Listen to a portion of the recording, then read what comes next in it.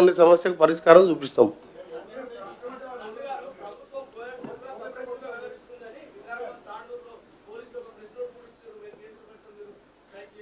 అరే ఇప్పుడు నిన్న కూడా రాష్ట్ర రవాణా శాఖ మంత్రిగా ప్రభుత్వ విధానాన్ని స్పష్టంగా చెప్పినాం.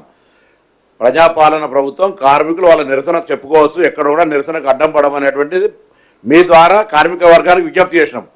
సో కింద అటువంటిది ఎక్కడైనా వాళ్ళు అబ్స్ట్రక్షన్ లేదా ఇతరత్రైన ఇష్యూస్ ఉంటే అక్కడ లోకల్ ల్యాండ్ ఆర్డర్ ప్రాబ్లం కొరకు వాళ్ళని చేస్తుంటారు తప్ప ఎక్కడ కూడా ప్రభుత్వం తరఫున ఉద్యమాన్ని అణిచివేయాలనే ఆదేశం కానీ సూచన అటువంటి ఆలోచన లేదు.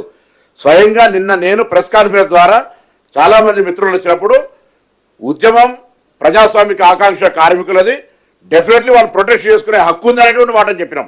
ఇవాళ కూడా చెప్తున్నాం, కార్మికుల హక్కుకు ప్రొటెక్షన్, ఆ ప్రొటెస్ట్కు దానికి ఎక్కడ కూడా బార్ లేదు, చేసుకోవచ్చు. కానీ ఇటువంటి మేము కూడా ఏం కోరుతున్నాం, వాళ్ళ డిమాండ్ల మేరకు వాళ్ళ ప్రభుత్వం మీద డెఫినెట్లీ ఒత్తిడి చేయవచ్చు, చర్చ చేయవచ్చు, మాట్లాడచ్చు. బట్ ఇటు సూసైడ్ లాంటి ప్రయత్నాలు జరగడం వల్ల మంచిది కాదు. ప్రభుత్వం తరఫున మానవతా హృదయంతో విజ్ఞప్తి చేస్తున్నాం. మీరు కూడా దయచేసి అటువంటి అంశాల పట్ల, ఇదంతా కూడా ఒక ప్రారంభ ముచ్చట, మనం రాసే వార్త కానీ మనం చెప్పే విధానం కానీ కొంత రాక్షసానందం పొందేటువంటి వాళ్ళు ఇటువంటి ప్రక్రియ చేపట్టినా దయచేసి మేము మళ్ళీ కోరుతున్నాం. 10 సంవత్సరాల చరిత్ర తీసి ఇప్పుడు చర్చ కాదు, సమయం కాదు. మేము సానుకూలంగా ప్రతి అంశాన్ని, కార్మికుల అంశాన్ని అన్ని రకాల పాజిటివ్గా ఒక ఉద్యమాల నుంచి వచ్చినటువంటి వాళ్ళం. ఎక్కడ కూడా there is no negative option for this government. గౌరవ ముఖ్యమంత్రి గారు స్వయంగా మంత్రివర్గం అంతా కూడా సానుకూలమైన వాతావరణంతో ఉంది. కూడా దయచేసి మేము వారి పట్ల కన్సర్న్ ఉన్నాం, ప్రొటెస్ట్ చేసుకునే హక్కు ఉంది. కానీ ఇటువంటి సంఘటనలు చేయొద్దని మీ ద్వారా కోరుతున్నాం. సరే ఇప్పుడు సమ్మె నోటీస్ ఇచ్చి 40 రోజులైనా వారు చాలా ఇప్పుడు చాలాసార్లు రెస్పాండ్ అయినాం, చాలా మందితో మాట్లాడాం. అసెంబ్లీ సెషన్ ఉండే, మున్సిపల్ ఎన్నికలు ఉండే, మా అప్పీల్ అంతా కూడా మీ ద్వారా వారికి తెలియజేస్తా ఉన్నాం. మీ సహకారాన్ని కూడా కోరుతా ఉన్నాం. ప్రాణం అనేది చాలా ముఖ్యం, ప్రాణాలు కోల్పోవద్దు. వారందరూ కూడా మా అన్నలు తమ్ముళ్ళు, వారి ప్రాణాలు మాకు కూడా ముఖ్యమని విజ్ఞప్తి చేయడానికి మేము వచ్చినాం.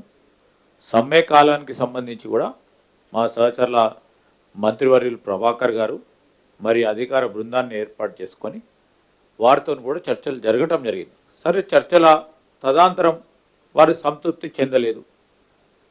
వారు ప్రజాస్వామికంగా వారు ధర్నాకు వెళ్తూ ఉన్నారు.